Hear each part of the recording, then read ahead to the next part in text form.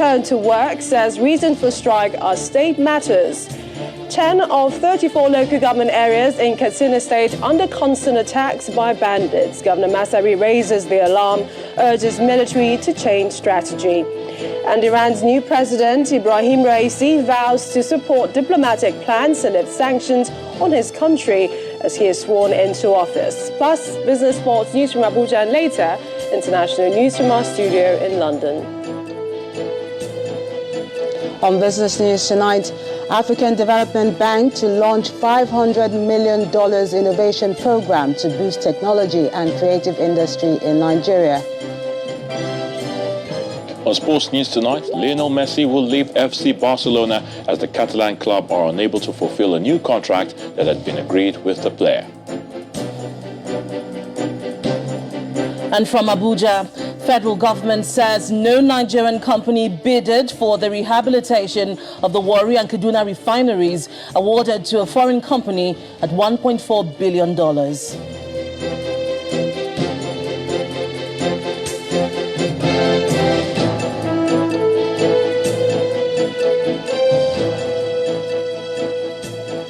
We must put our house in order. That's what the People's Democratic Party's Board of Trustees, BOT, seems to be telling the leadership of the party as he raises concern over the current crisis rocking the party.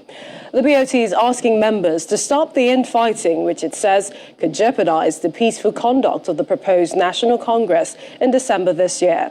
Chairman of the PDP Board of Trustees, Senator Walid Jibrin, noted at an emergency meeting in Abuja that the party must wake up from slumber, fearlessly diagnose its problems and prepare the party for victory in 2023.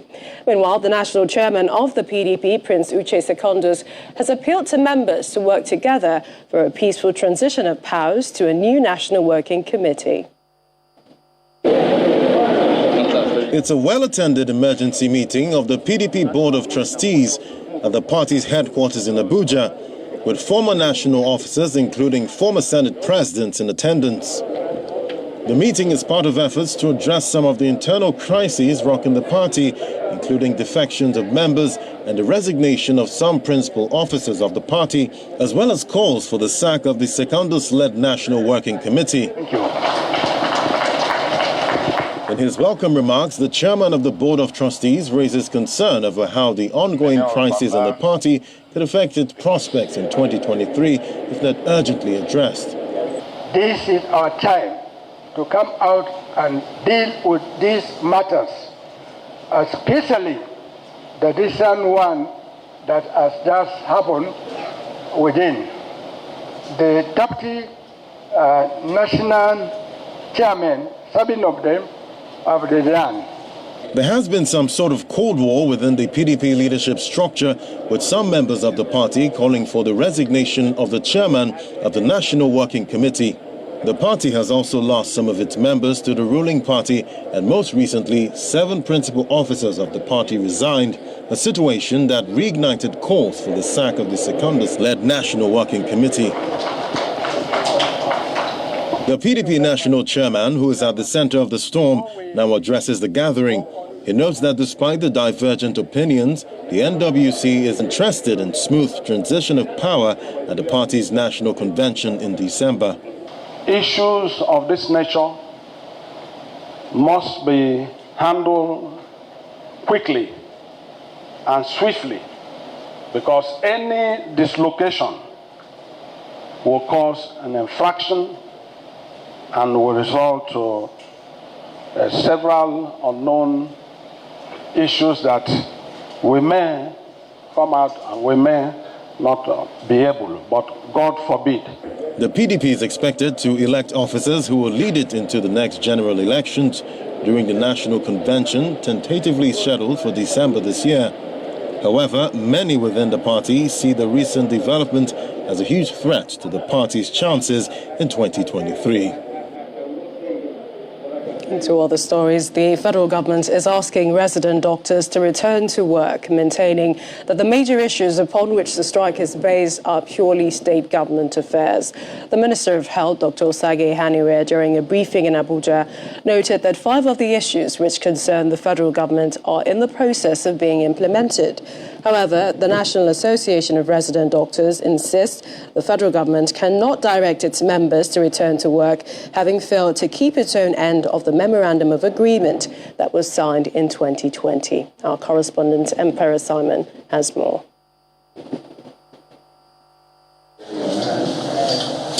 The National Association of Resident Doctors have been on an indefinite industrial action since August the 2nd, 2021, and authorities in the Health Ministry are meeting journalists majorly to explain what they describe as misinformation and disinformation of the public regarding the strike action. We do not want the public to start thinking.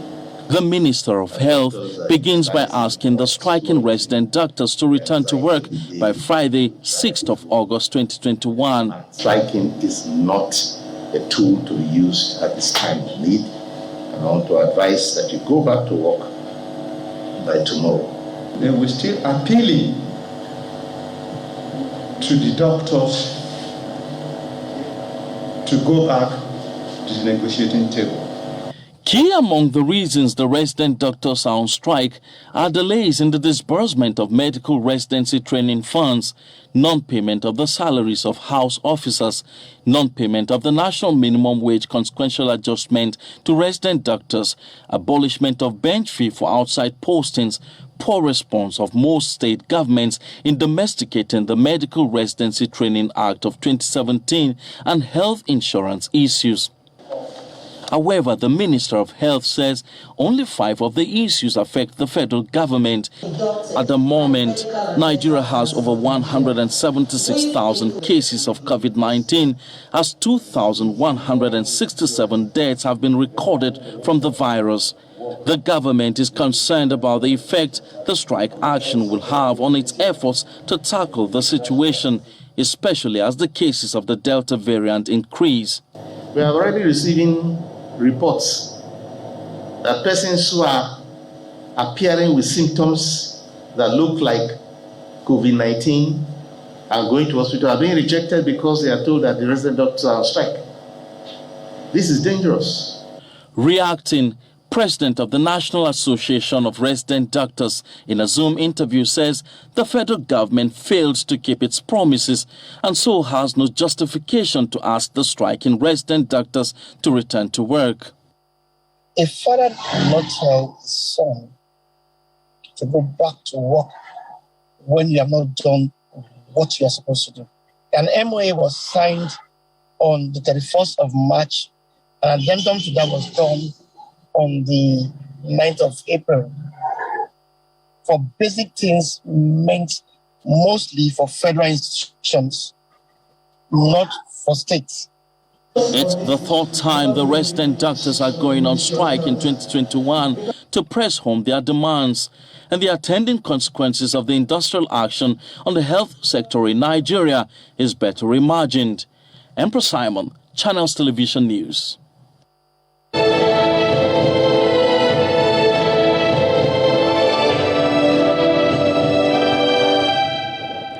The World Health Organization has donated 26 ventilators and 3,560 fingertip oxygen pulse oximeters to Nigeria. This gesture is to help in strengthening the country's capacity in the management of COVID-19. The country representative of WHO, Dr. Walter Mulombo, made a symbolic presentation of the items to the Minister of Health, Dr. Sage Hanire, in Abuja. According to Dr. Mulombo, the move is part of WHO's continued support to Nigeria in the fight against COVID-19, especially in the face of a third wave due to the Delta variant. On his part, the Minister of Health commends WHO for the intervention and assures that the items will be distributed judiciously.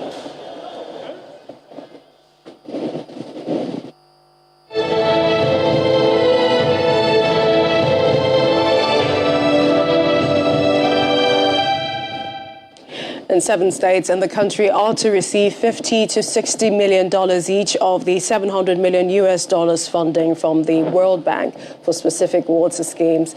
The federal government is set to begin disbursement of the funds to the beneficiaries Imo, Delta, Katsina, Ekiti, Plateau, Kaduna and Bauchi states to improve access to basic sanitation services. The minister, who decried lack of cooperation from states, further disclosed that the federal government will no longer provide full funding for water supply schemes to states. Our State House correspondent, Gloria Mozoke, reports. The Minister of Water Resources, who was guest at the 17th ministerial briefing at the State House, highlights a partnership for expanded water supply, sanitation and hygiene (PWASH) among states. He reminds that a $700 million US funding from the World Bank is clearly part of strategy to address the inadequate provision of water infrastructure in the country. Already, 7 states have indicated willingness to receive the loans. So far, for information, there are Imo, Katsina, Delta, Plateau, Kaduna, Ekiti, and Bauchi. Those are the first-tier states that will have the maybe 50, 60 million. And mind you, it's optional because these loans are not federal government loans. The federal government is guaranteeing the loan, but it's going to the states. And it's the states that will pay back this loan. He makes the emphasis that with counterpart funding from states, provision of 100% water supply is possible, particularly with the completion of 458 water supply schemes and 37 dams and reservoir projects, some of which were abandoned since 1987. I know of 2 places where the federal government built the dam and the treatment plant, and the states didn't use them. And I know a scheme that we commissioned, 6 billion naira. So after completion, we handed over to the state government. A year after, we went back. It was not in use. It was for 13 communities, 120,000 people. The state government locked it. We asked why. They said they can't afford 2-3 million naira a month. And that is why we said the federal government is no longer going to be a Father Christmas just doing these projects and handing over to them. We have to see their own commitment as well. The Water Resources Bill is another area the minister tries to address. For him, there is no controversy about the bill, only a deliberate ploy by some persons to misinform Nigerians about the merits of the bill. The law is clear. If you read the bill, it is very clear. If you want to drill a borehole in your house, you are free to do so. And the other thing, I talked about WASH Fund. That's also a provision in that bill. The WASH Fund, because states are finding it difficult to meet their budgetary obligations, we created a WASH Fund to have a fund by law, just like you have ecological funds, so that state governments can go and borrow money and go and do projects to improve their water supply. The federal government makes no bones about the intention to regulate the water sector, particularly with the backing of governors to further advance investment in the sector. From the presidential villa, Gloria Umezuke, Channels Television News. And to the northeast, where Governor of Borno State, Babagana Zulum, has ordered an investigation into the clash between the Borno Geographical Information System Task Force and the EYN church members in Maiduguri. The governor, who had earlier condemned the incident in a statement this evening, met with the leadership of the Christian Association of Nigeria in the state and also commiserated with families of the person who died and those injured in the incident, while pledging that the government will bear the costs of their treatment. One person had been killed while 5 others sustained injuries in the Moju Ganari area of Maiduguri, the Borno state capital, when some members of the Civilian Joint Task Force personnel tried to enforce a demolition order by the Borno Geographic Information Service, BOGIS. Eyewitnesses say the BOGIS officials came to the area with a heavy-duty vehicle with instructions to demolish a local church, a move that was resisted by members of the church. Some members who are mostly residents in the community also tried to record with their phones, but were stopped by the CJTF personnel before opening fire. The outcome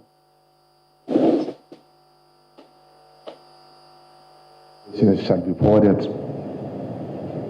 to my office for immediate action. And therefore, I'm calling upon the Christian Association of Nigeria, Maiduguri, Borno State branch, to remain law-abiding and be rest assured that we shall do everything possible to do justice to the matter.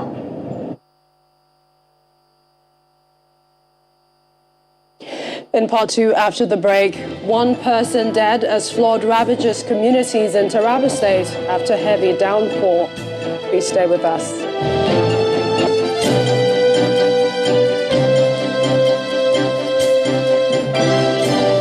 Welcome back. If you just joined us, you're watching the news at 10 live on Channels Television Lagos. A reminder of our top stories. PDP Board of Trustees members moved to avert an implosion in the party ahead of the 2023 general elections, warns that recent crisis in the party could jeopardize its chances in the polls.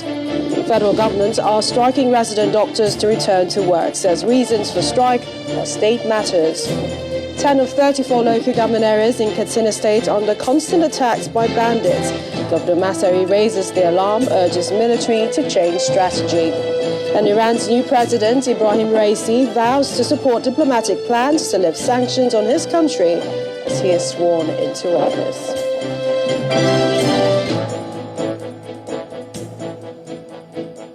And at least one person is feared killed today during an armed robbery attack on two commercial banks in Ire area of Osun State.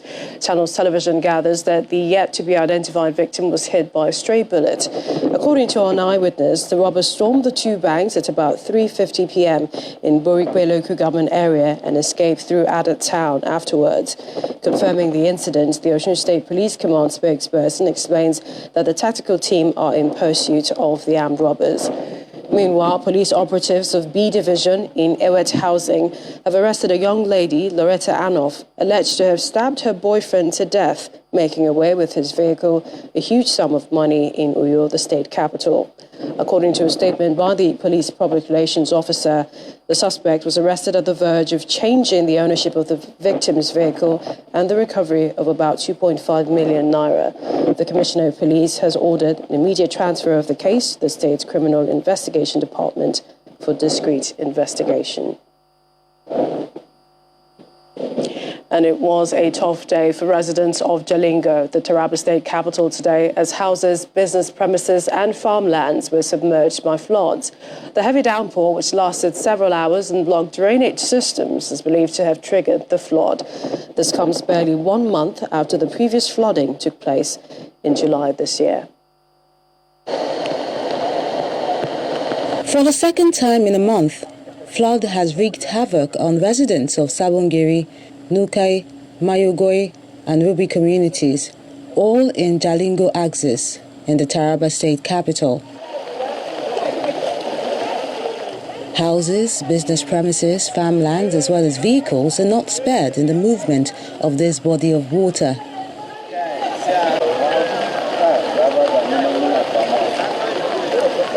This bridge connecting some communities around the state capital has cracked due to the force. While some residents are trying to salvage what's left of their property, others watch helplessly as their household items are stolen by others taking advantage of the menace. All of a sudden we were here, the place was just flooded. So in between there was a car here that the water moved. Before you know, fences started falling.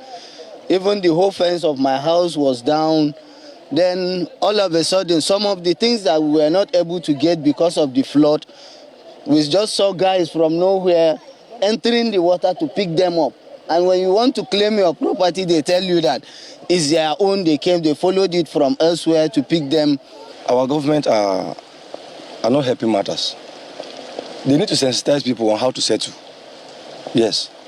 Sometimes they need to organize, even if it's a seminar or even if it's an awareness program, to create awareness, tell people this is water channel. Educate them. You don't need to settle here because floods may still come and affect you. While on the tour of the affected communities, Governor Darius Ishaku condoles with the family of a 17-year-old boy who lost his life due to the incident and also outlines what needs to be done to reduce the impact on the people. We'll send them food, and some blankets, net, and so forth to be able to cushion the suffering of the families. And that is why I decided to come to see for myself. But the major problem is drainage. Reduced drainage, because the volume of water that is coming is far more than the drainage provided, which is worsened by the dirt that they put in the culverts. This is a major problem. We are going to ask the urban development to provide more buckets, dumping waste buckets to all over across this place that you see, so that children can dump their waste there and not inside the drainage. For now, those affected are doing everything within their means to get out of harm's way.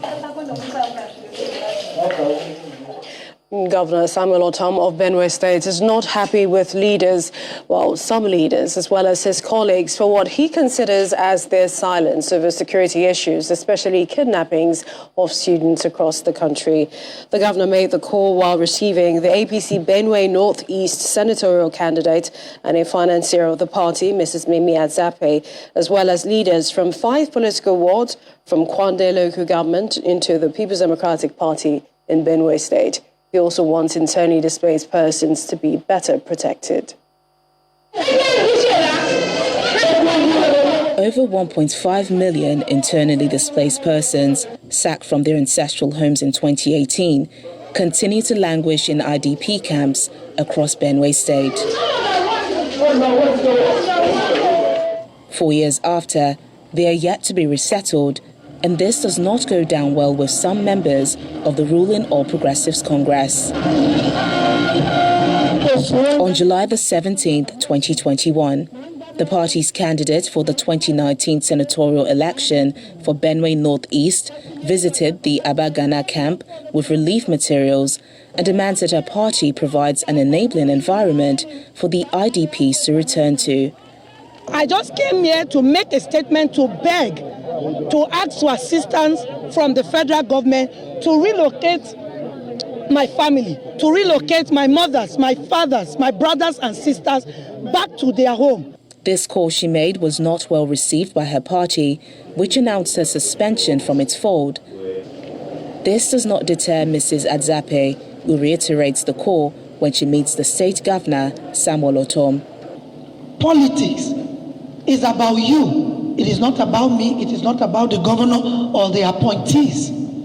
And so your plight is my plight. That is why I decided to move. Reacting to the situation, Governor Ortom criticized the country for keeping quiet when lives are being lost daily. Martin Luther King Jr. said, those people who keep quiet in the times of adversity, without saying anything, they are worse than those people who are perpetrating it. Benue State has had its fair share of violent clashes with incessant attacks on not just regular communities, but also on IDP camps. And the state governor, Samuel Ortom, continues to cry out to the federal government for assistance to restore peace and security in the state. And to Katsina State, where the governor, Aminu Masari, is challenging the Nigerian army to re-strategize so as to bring banditry in the state under control, saying that 10 of the 34 local government areas are under constant attack by bandits. According to him, the era of people depending on the number of men and women in uniform has passed, as emphasis is more now on deployment of technology. The governor was speaking when he received the Chief of Army Staff, Lieutenant General Farouk Yahya, on a courtesy call at the government house in the state. We have moved into the era of technology. With technology, you can fight your wars with minimum number of personnel. So I hope that technology will be deployed, properly deployed, so that we will be able to really bring these banditry activities under control. We are not deceiving ourselves that we will eliminate criminality It has never been done before, cannot be done today, neither can it be done tomorrow. But you can bring it under control in such a way that it does not disturb the way of life of people. As we are seeing today, 10 out of 34 local governments are under severe attack daily.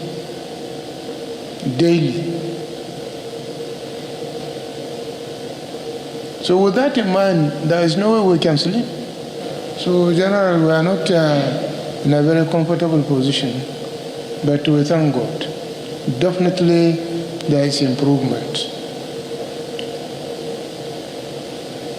But we want the situation to be brought under control with the collective support, effort, work of each and every one of us.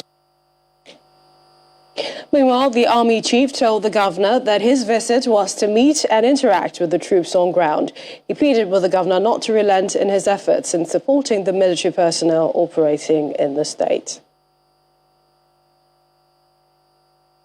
In essence, that what brought me to appreciate and thank you.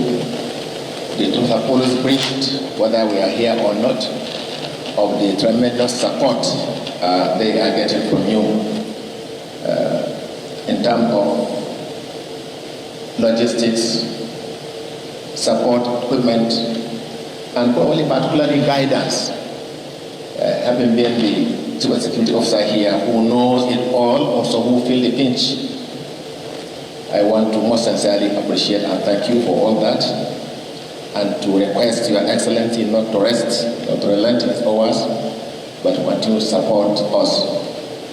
What we have discussed in the office program here was very assuring, because Excellency, not only now, even before when I was before Macho and Mr. I met severally in Pascari and other places, for someone to appreciate and understand also the challenges, even though they are not unsurmountable.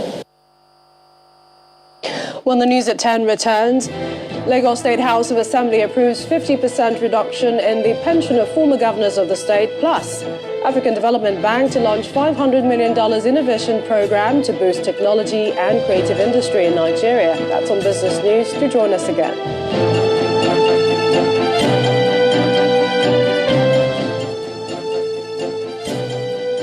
And the Lagos State House of Assembly has approved the report of its committee, which recommended the reduction of pensions to former governors and other affected officials by 50%. The committee also expunged the provision of houses in Abuja and Lagos for former governors as stipulated in an earlier law operated by the state. The report further showed a reduction in the number of vehicles to be made available to former governors and their deputies. While some of the lawmakers had suggested an upward review of the pension for the affected public office holders by 75%, the House resolved to leave it at 50%. And the Chief Judge of Lagos State, Justice Kazeem Alogba, has sworn in a 10-member election petition panel to hear and determine disputes arising from the local government elections held on Saturday in the state, the 24th of July. The members were sworn in the presence of the administrative judges and magistrates of the courts, as well as other court staff.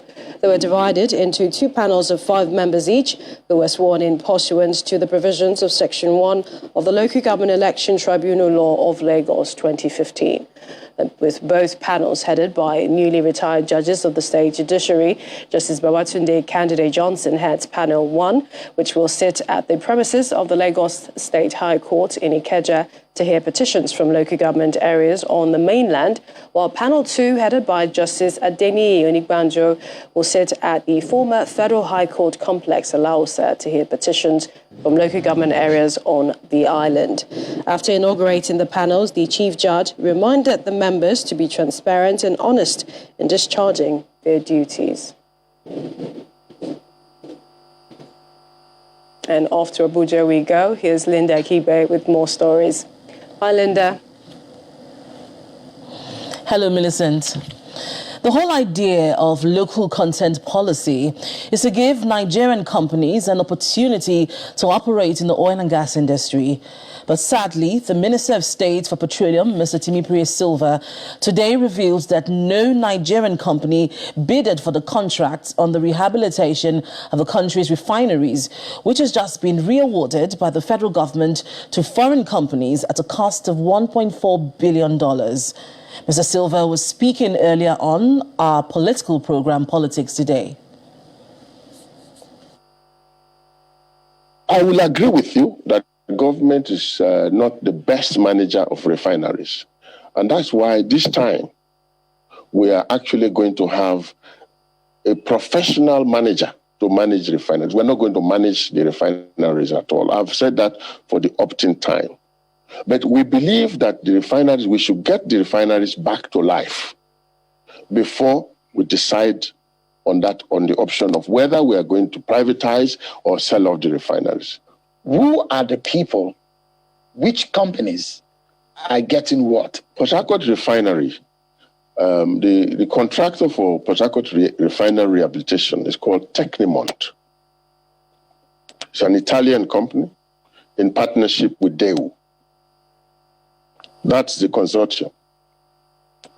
Warri Refinery is Saipem, and Kaduna Refinery is also Saipem. So they are different. It's a different contractor for Port Harcourt, but the same contractor for Warri and Port Harcourt because it's a package. So we gave it to them, and of course they had the option.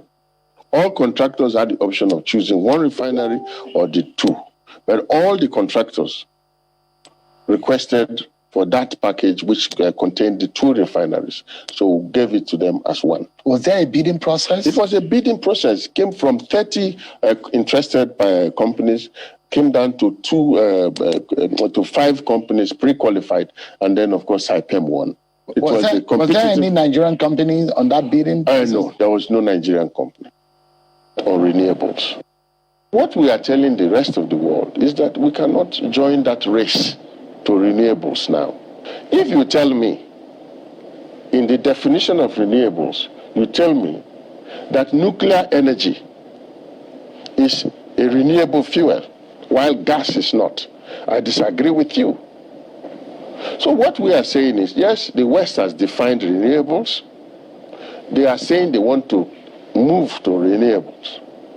Then they must also allow us, because we have a lot of gas resources. We have a lot of petroleum resources generally. And we want to be able to at least achieve our energy base load as well. That means we want to also be able to provide electricity to all our citizens based on what we have. Then we will join that conversation. The issue of subsidy, you've mentioned it. The whole nation know that that is not the right thing to do. Don't you have the muscle to stop paying subsidy? So what we are saying is, look, before we do this, we need to put some structures in place so that the impact on the people will be minimized. So what we are trying to do is to try to create an alternative which is cheaper, which is more affordable. So that structure is being put in place. Well, I will not give you a date now. The Vice President is actually leading an effort, and we're working out the details, and very soon, especially with the PIB passed, we will come out and we'll tell Nigerians what date subsidy will kick in. Education in Kwara State faces many challenges, especially in the area of poor funding, irregular promotion, inadequate infrastructure, dearth of manpower, and appalling learning conditions. For this reason, the state government is organizing an Education Futures Summit with experts in the education sector to prefer solutions to the challenges. The state governor says his administration is fully prepared to tackle the challenge head-on. For several years, the education sector in Kwara State has suffered neglect, especially in the area of infrastructure, low morale of teachers, and insufficient funding, just to name a few. That's why the administration of Governor Abdul Rahman Abdul Razak is organizing an Education Futures Summit tagged Securing and Investing in the Next Generation. Stakeholders in the education sector from across the country are here to support the state government in its effort to revamp the sector. I would like to assure you all that your honest and sincere contributions will go a long way in giving education a new leap in Kwara State. The representative of the World Bank and an aide to President Muhammadu Buhari on education laments the neglect that the sector has suffered at all levels, and they proffer solutions. We need partnerships. We need to build bridges within the state actors and the non-state actors. The non-state actors, the civil society, the non-governmental, the foundations, and everybody needs to come on board. Can't solve them with the way we are thinking. We have to change it. So if we want to reimagine education in Kwara, and to do that, the government is very critical. It means that we must think in a different way. The state governor says his administration has executed investments in infrastructure, recruitment of qualified teachers, and reinvigoration of the monitoring system in the schools since 2019, and that's in a bid to revive basic education in the state. At this Education Future Summit, will analyze the current state of education in Kwara State and develop action plans to build a new generation who can hold their own anywhere in the world. Already, we're building a legal framework to support our efforts. We now have a bill for laws to establish Kwara State Education Trust Fund. After all is said and done, action taken after the summit will determine the future of education in Kwara State. The president of the ECOWAS Commission, Mr. Jean-Claude Brault, has announced plans by the Commission to commence the implementation of the region's socio-economic agenda, tagged ECOWAS Vision 2050, by December 31st, 2021. Speaking at a meeting organized for members of the Permanent Representatives Committee of the body in Abuja, the ECOWAS chief explains that the new initiative will serve as a platform for the region's socio-economic integration and provide inclusion for all, while removing all forms of impediments to trade and technology transfer among its member states. Thank you very much, Madam. Members of the Permanent Representatives Committee and ECOWAS resident representatives converge here to discuss issues of economic diversification, transportation, infrastructure, and economic ties amongst member countries. It is a pleasure to be here. They're seeking ways to improve the living conditions of people in West Africa. That's why they're considering a draft of the region's Vision 2050 agenda to drive the process. The meeting with you today get the ball rolling for the validation process, leading to the presentation of Vision 2050 to the authority of ECOWAS Head of State and Government for endorsement in December 2021.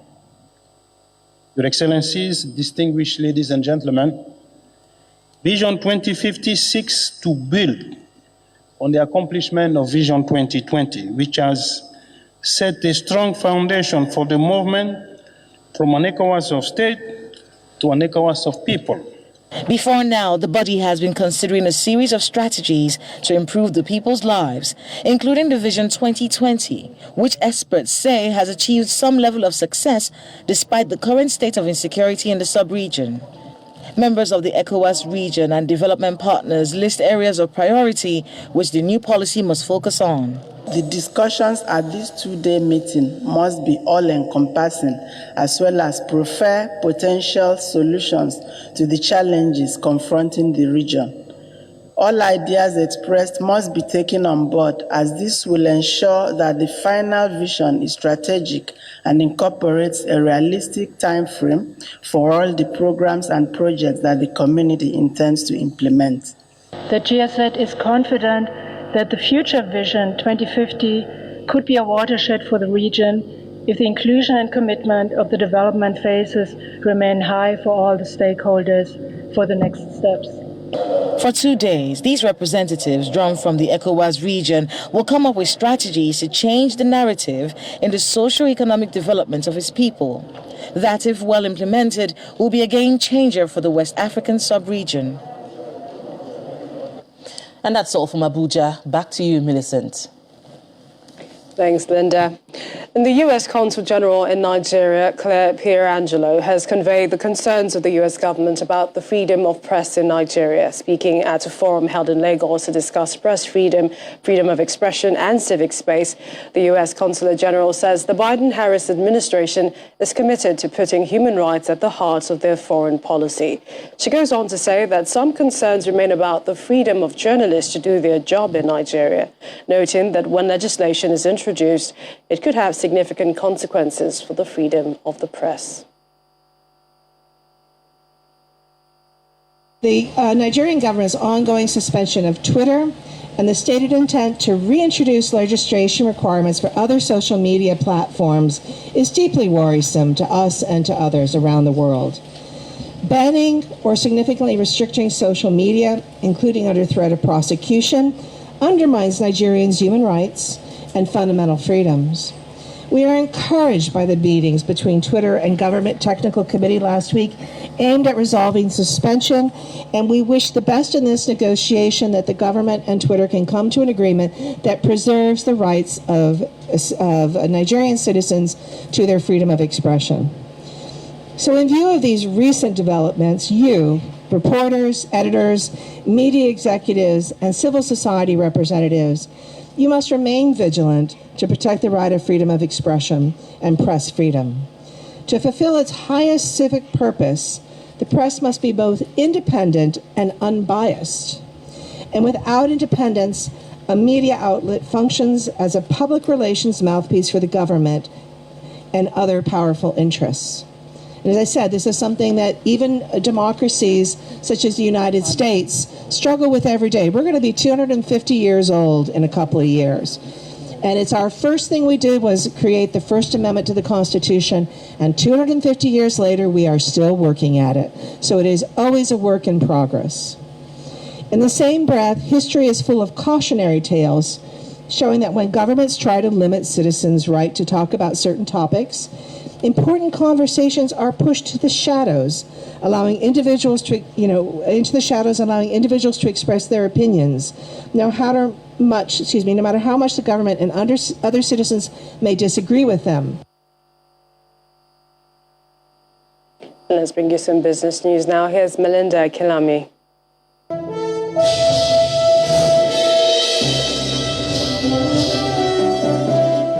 Many thanks, Millicent. Welcome to Business News. The federal government is working with the African Development Bank to launch a $500 million innovation program targeted at boosting technology and creative sectors of the Nigerian economy. Professor Yemi Oshibajo made this known today at a webinar organized by the Joint Planning Board and the National Council on Development Planning. According to the Vice President, sustainable economic growth is possible in the country if issues such as security, climate change and education are addressed with a sense of urgency. He asked state governments to take proactive steps and more interest in the Africa Free Trade Agreement due to its implications and opportunities. As part of efforts to improve the use of domestic gas, the Department of Petroleum Resources has assured foreign investors of its commitment and guidance to facilitate their businesses.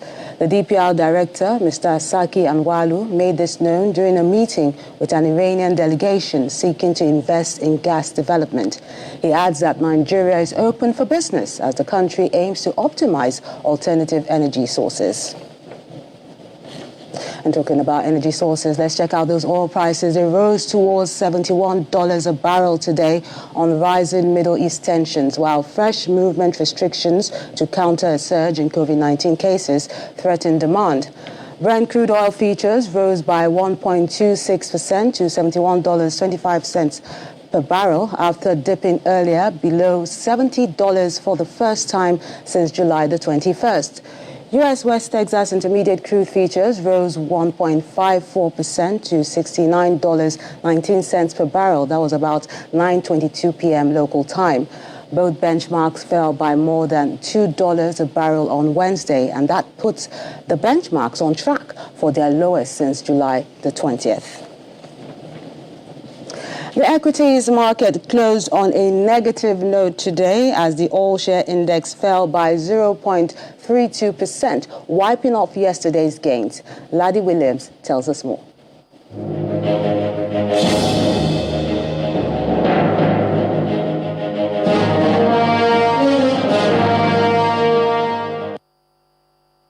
And just like that, Blair comes in and wrecks the party. The all-share index dipped 0.32%, but the equity cap